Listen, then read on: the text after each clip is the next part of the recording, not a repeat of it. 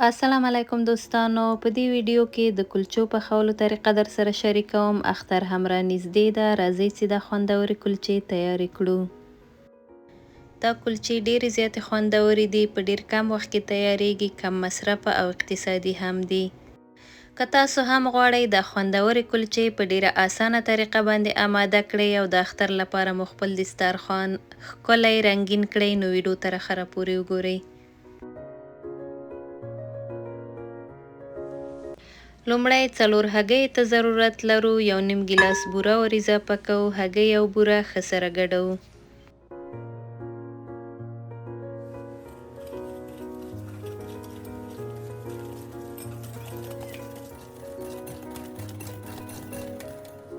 ورپسې 1.5 ګیلاس غوړي ور اضافه کوو. 1 ګیلاس د جوارو اوړه ور اچوو.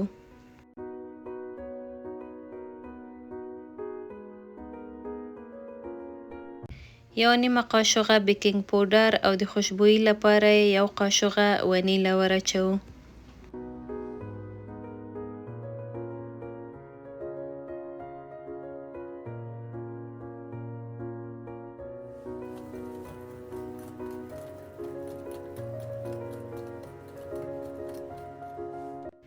پنځه ګیلاسه اوړه ور اضافه کوو. اوړه ټول یو ځای مه ور اچوئ، مرحله په مرحله یې ور اضافه کوئ.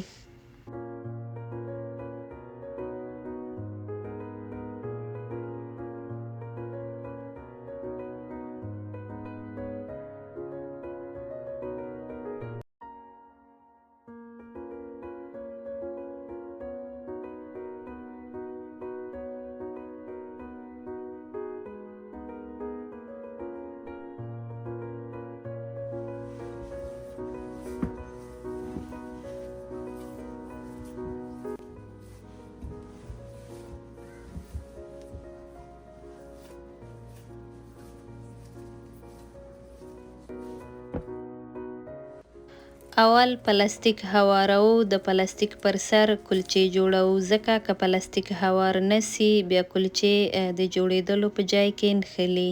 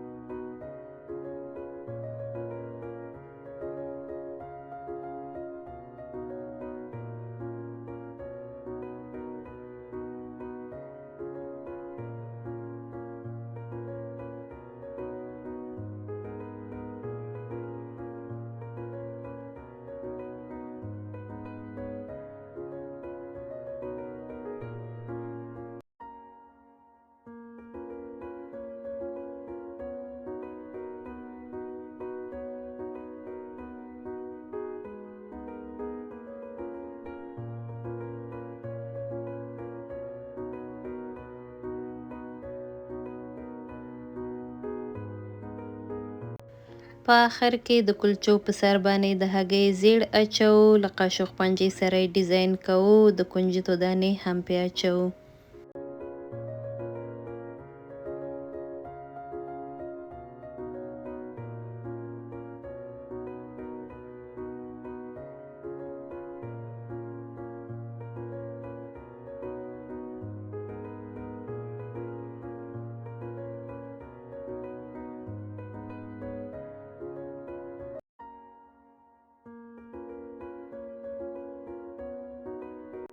لس دقیقې مخکې به داش چالان کړئ. داش چې ښه ګرم سو، کلچې به پکې کېږدئ. د داش د حرارت درجه په 350 کې عیاره کړئ او 20 دقیقو لپاره پکې پرېږدئ چې پخې سي. دا زموږ د نن ورځې پخلی. که مو ویډیو خوښه سوې وي لایک یې کړئ او له دوستانو سره مو هم شریکه کړئ. که زما چینل ته نوی یاست نو هیله کوم چینل در سره سبسکرایب کړئ ترڅو په راتلونکي کې همداسې ښایسته ریسیپیانې نورې هم در سره شریکې کړم.